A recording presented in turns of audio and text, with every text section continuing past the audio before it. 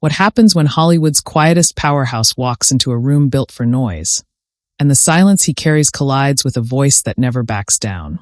What happens when restraint meets confrontation, when reputation meets interruption, and when a smile meant to disarm instead tightens into something sharper under studio lights? That was the question hanging in the air the moment Leonardo DiCaprio stepped onto the set of The View, a question no one dared say out loud. Yet everyone could feel settling into their chests as the applause rolled just a second too long and then fell away too fast. Before we go any further, if you love explosive celebrity stories told like movies, subscribe to the Narration show right now, hit that like button, and drop a comment as you watch, because stories like this don't just unfold, they erupt. Leonardo had done interviews his entire life. Red carpets, press junkets, award nights where questions came dressed as compliments. He was used to cameras, used to the choreography of conversation, the careful rhythm of listening, answering, smiling, moving on. But this felt different. The View wasn't a carpet, it wasn't a late-night couch, and it wasn't a place where answers drifted safely into laughter. This was a table, a battlefield disguised as furniture. 5 chairs, angled just enough to feel intimate, close enough that you couldn't hide behind distance. As he walked out, dressed simply, almost deliberately understated, he scanned the faces. Whoopi Goldberg sat at the center, calm, unreadable, eyes steady behind glasses that had seen decades of arguments come and go. The audience clapped again, louder this time, some standing, some whispering his name like a spell. Leonardo nodded, smiled, waved once, then took his seat. He folded his hands loosely, posture relaxed but alert, like an animal that knows it's being watched. The hosts exchanged pleasantries, voices layered over one another in practiced warmth. Whoopi welcomed him, her tone friendly but clipped, the kind that suggested she was already several steps ahead of the conversation. They talked first about his film, about climate activism, about the familiar beats everyone expected. Leonardo answered smoothly, choosing words with care, pausing just enough to sound thoughtful, not rehearsed. The audience responded with murmurs of approval, soft applause, the atmosphere hovering somewhere between admiration and curiosity. But tension doesn't always announce itself. Sometimes it creeps in through timing, through a pause that lasts half a second too long, through a glance that doesn't quite soften when it should. When Leonardo spoke about environmental responsibility, about powerful industries needing accountability, Whoopi leaned back slightly, arms folding, chin lifting. She listened, but not passively. There was a calculation in her stillness, a sense that she was weighing not just his words, but the man delivering them. The camera caught it. A subtle shift. Viewers at home might not have named it yet, but they felt it. Whoopi jumped in before he fully finished his sentence. Not sharply, not yet. Just enough to redirect. She acknowledged his passion, praised his consistency, then pivoted. She questioned celebrity activism, asked whether stars sometimes spoke louder than the people actually affected. Her voice wasn't raised, but it was firm, and it landed like a tap on glass. Leonardo blinked once, surprised but composed. He responded carefully, emphasizing listening, collaboration, the importance of using platforms responsibly. He smiled again, a polite curve of the lips that didn't quite reach his eyes. The audience shifted. A few claps. A few coughs. Sunny leaned forward, interested. Joy watched with a small smile, sensing the spark. Whoopi nodded slowly, then pressed again. This time her words carried weight. She talked about privilege, about access, about whether good intentions could still overshadow lived experience. The temperature in the room rose, invisible but undeniable. Leonardo adjusted in his chair, uncrossing and recrossing his legs, hands now resting apart, palms open as if to show he had nothing to hide. I agree, he said, voice calm measured. That's why it's important to amplify voices, not replace them. Whoopi's eyebrow lifted. Just a fraction. But you're still the one being heard, she said. Not accusing. Not apologetic. Just stating a fact. A murmur rippled through the audience. Leonardo inhaled slowly. He nodded, acknowledging the truth in it, then began to explain his perspective, choosing examples, citing moments when stepping back mattered. As he spoke, Whoopi leaned forward now, elbows on the table, eyes locked on him. The friendly interview had shifted into something else. A test. A live exchange where neither side was willing to retreat.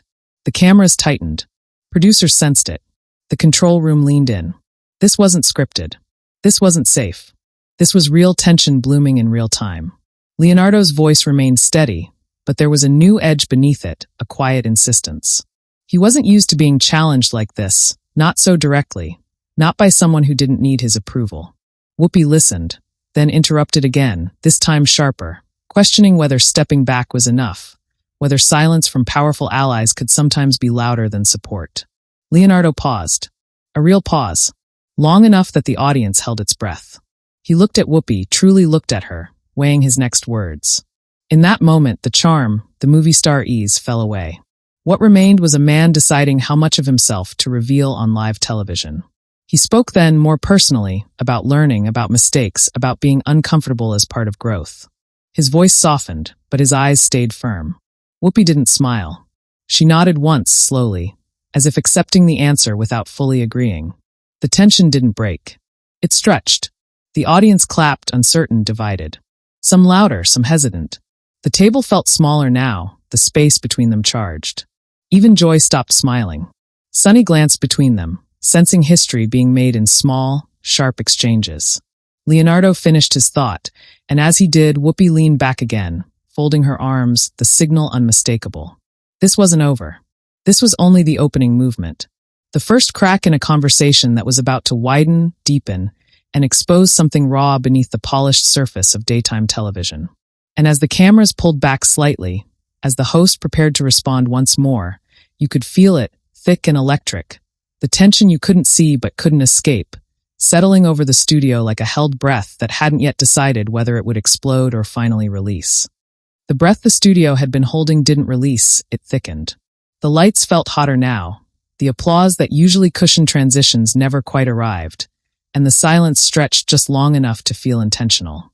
Whoopi uncrossed her arms slowly, a deliberate motion that said she wasn't finished, not even close. Leonardo noticed it immediately. He straightened, shoulders squaring, his face calm but alert, the way it gets when someone realizes the conversation has crossed from polite exchange into something personal. Around them, the audience leaned forward in their seats, sensing the shift the way animals sense weather changing before the sky darkens. Whoopi cleared her throat, not as a reset, but as a marker. "Here's the thing," she said, voice steady, grounded, carrying the authority of someone who had lived more life on camera than most people ever would off it. Intent matters, but impact matters more. Her eyes never left his. And sometimes people with the biggest microphones don't realize how loud they are, even when they think they're whispering. The words landed softly, but they echoed. Leonardo nodded once, acknowledging the truth embedded in them, but something in his jaw tightened, almost imperceptibly. "I hear that," he replied. "I really do." His voice stayed even, but the cadence shifted, slower now, more deliberate. "But I don't think the answer is silence. I think it's responsibility." He gestured lightly with one hand, palm up, as if offering the idea rather than forcing it. If you have access, if people listen to you, walking away doesn't erase that. It just leaves a vacuum. A few audience members murmured approval. Someone clapped once, then stopped, unsure if it was appropriate. Whoopi tilted her head.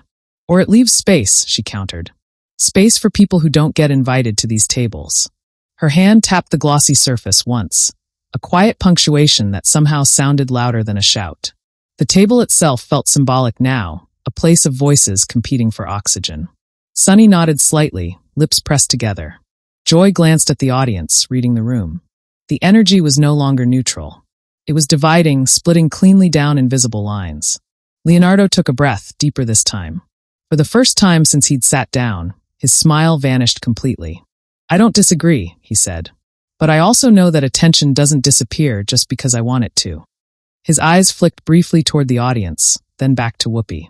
"If I can redirect it, if I can point it somewhere useful, isn't that better than pretending it doesn't exist?" His tone wasn't defensive, but it wasn't passive either. There was conviction there now, a subtle shift from explaining to standing his ground. The audience reacted immediately. Applause broke out, uneven but real. A few people stood halfway, then sat back down. Whoopi waited for it to fade, her expression unchanged. When it did, she leaned forward again. "But who decides what useful is?" she asked. The question wasn't rhetorical. It was sharp, precise, aimed directly at him. Because history is full of well-meaning people deciding what was best for everyone else. A murmur rippled through the crowd, heavier this time, tinged with agreement. Leonardo's fingers interlaced briefly, then separated. He looked down for a second, collecting his thoughts, then looked back up, eyes clear. "That's why listening matters," he said. "Why learning never stops." His voice softened, but the intensity didn't fade. "I've been wrong before. I'll be wrong again. But I don't think that disqualifies someone from trying to do better." The words felt personal now, less polished, less prepared. The cameras caught the slight furrow in his brow, the way his shoulders rose and fell with his breath. Whoopi nodded slowly, but there was no smile, no signal of agreement. "Trying is easy," she said. "Being quiet when you're used to being heard is hard." The studio went still. Even the audience seemed to freeze, the weight of the statement settling over them. Leonardo absorbed it, lips pressing together, eyes narrowing just slightly as if something had struck closer to home than he expected. For a moment, no one spoke. Then Leonardo leaned forward, mirroring her posture, closing the physical distance between them. "I don't think being quiet is always the same as being respectful," he said. His voice was calm, but there was steel underneath now. "Sometimes it feels like stepping back is just another way of making ourselves comfortable." A sharp inhale came from somewhere in the audience. Sunny's eyes widened a fraction. Joy stopped fidgeting entirely. Whoopi's response was immediate. "And sometimes stepping forward is just ego dressed up as help," she shot back. The line cut clean, slicing through the air. The audience reacted audibly now, gasps mixing with applause, the sound messy and unfiltered. Leonardo blinked, taken aback for the first time, not by hostility, but by the bluntness of it. He opened his mouth to respond, then paused, visibly reconsidering his approach. "This isn't about ego for me," he said finally. His voice dropped, quieter but more intense. "It's about accountability, including my own." He gestured to his chest briefly, a small, human motion. "I've spent years learning when to speak and when to shut up. And I'm still learning." His eyes held hers, unflinching. "But I won't apologize for caring out loud." The audience erupted, louder now, the divide clear. Applause crashed against pockets of silence. Whoopi leaned back, exhaling slowly through her nose, the faintest hint of a smile tugging at the corner of her mouth. Not approval, but recognition. "Caring out loud is fine," she said. "Just don't drown out the people you claim to stand with." Her tone softened slightly, but the point remained sharp. Leonardo nodded, the tension in his shoulders easing just a fraction. "That's fair," he admitted. The word hung there, rare and honest. For a brief moment, it felt like the storm might pass. The audience relaxed, some smiling, some nodding. But the calm didn't last.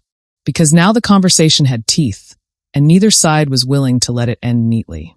Sunny leaned in, adding a comment that pushed the discussion toward real-world consequences, policy, power structures. Leonardo responded thoughtfully, but every answer circled back to Whoopi, whose presence anchored the tension like gravity.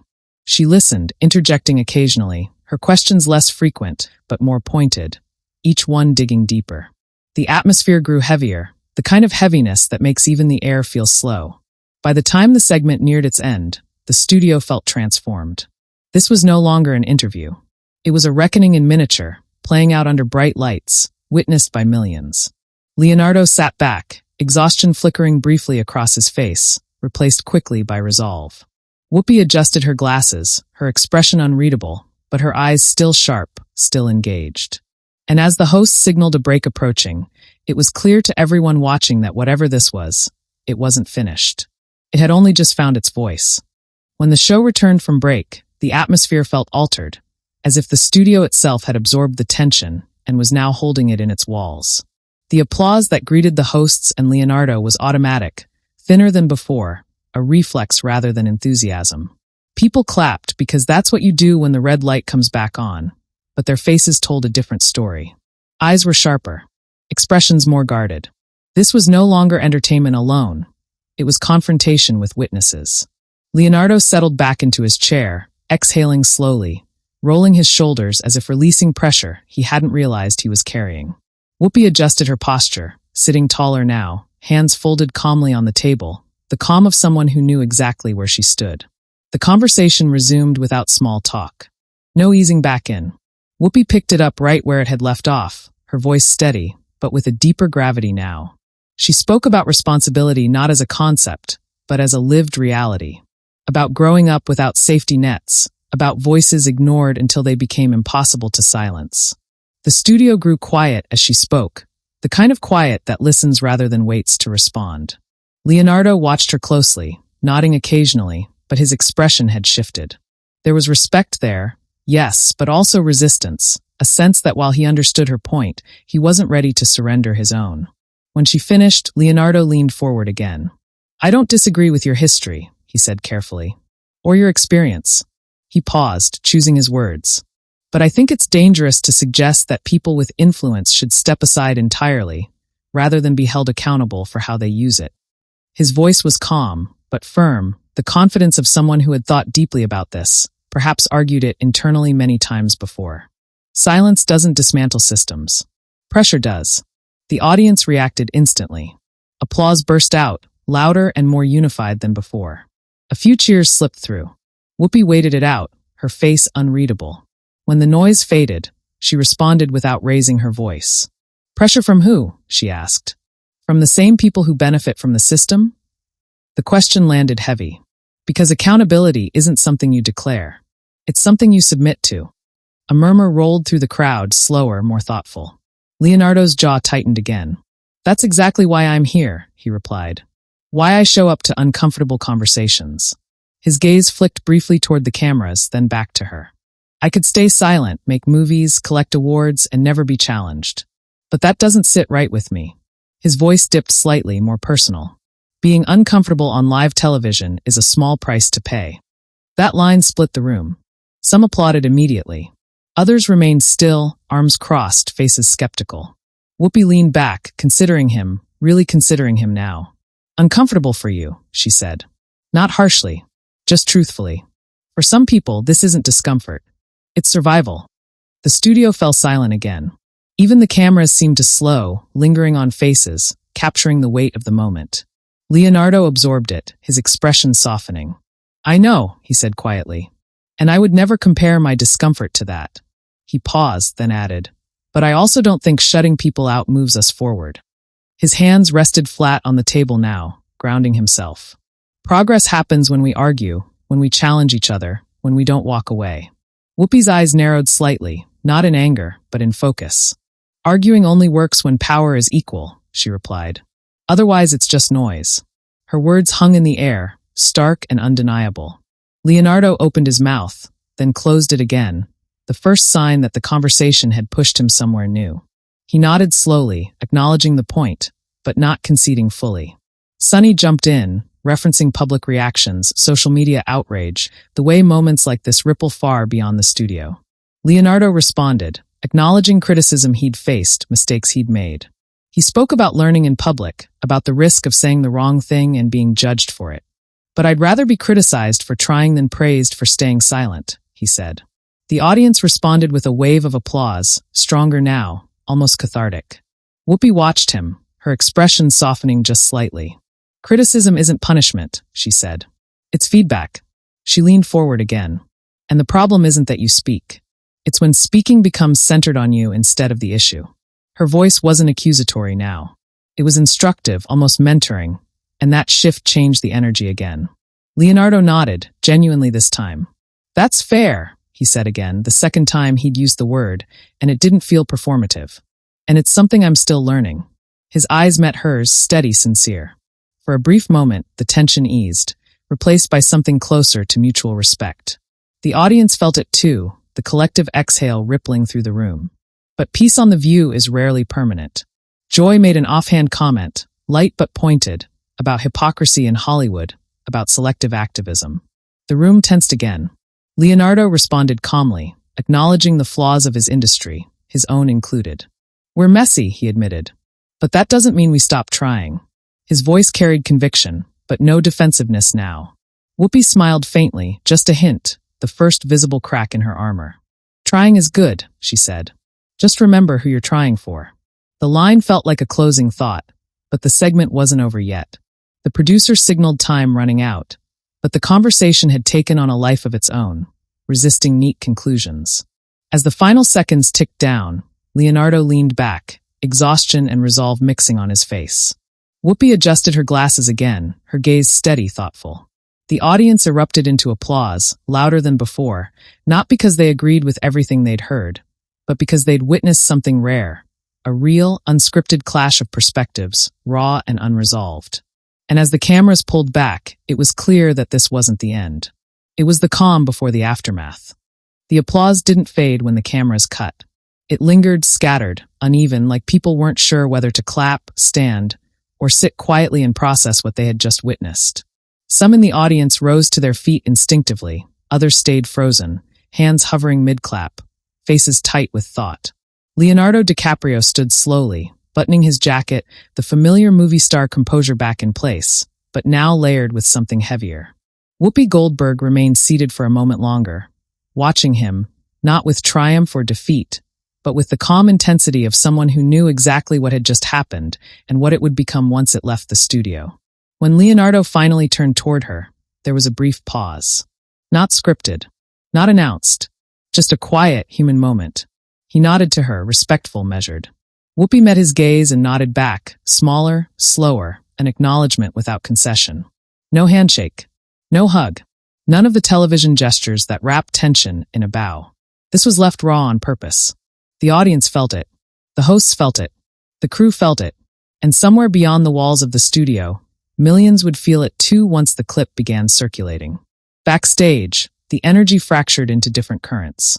Producers whispered urgently, already discussing which moments would be clipped, which lines would explode online, which expressions would be freeze-framed and dissected. Leonardo walked down the hallway flanked by staff, polite smiles exchanged, but his thoughts were elsewhere. His jaw was tight, his eyes distant. He replayed the conversation, not as sound bites, but as moments. The questions, the pauses, the words that landed harder than expected. This hadn't been an ambush, and that almost made it worse. It had been honest, uncomfortable, impossible to dismiss. Whoopi stayed behind a little longer, talking quietly with Sunny and Joy. Her voice was low, steady. No adrenaline, no victory lap. She'd been doing this long enough to know when a conversation mattered beyond the room. She adjusted her glasses again, exhaled, and finally stood. Someone from the crew thanked her. She nodded, already mentally preparing for what would come next, because she knew how the machine worked. And she knew it wouldn't wait. Within minutes of the show airing, social media ignited. Clips flooded timelines, cropped and captioned in ways that bent the conversation into opposing narratives. Whoopi shuts down DiCaprio trended alongside Leonardo DiCaprio stands his ground. Quotes were pulled from context, reactions slowed down, eye movements analyzed like courtroom evidence. One side praised Whoopi for holding power accountable. Another applauded Leonardo for staying composed under pressure. The middle ground, the nuance, struggled to breathe in a space built for extremes. Comment sections turned into battlegrounds. People who had never watched The View suddenly had strong opinions about it. Leonardo's fans defended his activism passionately, citing years of work, donations, speeches. Critics questioned motives, timing, optics. Whoopi's supporters celebrated her clarity, her refusal to soften hard truths for comfort. Detractors accused her of being dismissive, of pushing too hard. Everyone talked. Few listened. Exactly the tension that had unfolded at the table now echoed across the internet, louder, messier, less controlled. Entertainment news ran the clip on loop. Panels debated body language. Psychologists were invited to analyze pauses and posture. Headlines used words like explosive, tense, icy, unfiltered. None of them fully captured it, but all of them fed it. Leonardo released no statement. That silence alone became a story. Was he reflecting? Regretting? Strategizing? Whoopi, when asked later that day, simply said it was a conversation worth having. No elaboration. No backtracking. Late that night, Leonardo reportedly rewatched the segment. Alone. No entourage. No publicist hovering. He watched not to defend himself, but to understand why certain moments felt the way they did. He paused at Whoopi's line about discomfort versus survival. Rewound it. Watched it again. It stayed with him. Not as an accusation, but as a challenge. The kind that doesn't demand an immediate response, only change over time. Whoopi, meanwhile, moved on to the next day's work, the next conversation, the next table. But even she wasn't untouched. She knew when she'd struck a nerve, not just in guests, but in culture. She also knew the cost. Being the voice that refuses to soften can isolate you. But comfort had never been her currency. Truth was, days later, the clip was still circulating. Still argued over. Still alive. Some called it a clash. Others called it necessary. A few called it brave. But almost everyone agreed on one thing. You could feel the tension. It wasn't manufactured. It wasn't rehearsed. It was two powerful voices colliding in real time, neither willing to fully yield, neither entirely wrong, both exposed under unforgiving lights. And that's why it lingered. Because moments like this don't end when the credits roll. They live on in conversations, in comments, in quiet self-reflection. They force people to pick sides, question assumptions, or sit uncomfortably between them. They remind us that real dialogue isn't clean. It doesn't resolve itself neatly. It leaves marks. Now it's your turn. What do you think really happened at that table? Was Leonardo right to speak out, even imperfectly? Was Whoopi right to challenge him so directly, without cushioning the blow? Or did the truth live somewhere in between? Drop your opinion in the comments and let the conversation continue. And if you want more explosive cinematic stories that pull you inside moments like this, make sure you subscribe to the Narration show, because this is where tension speaks and silence never wins.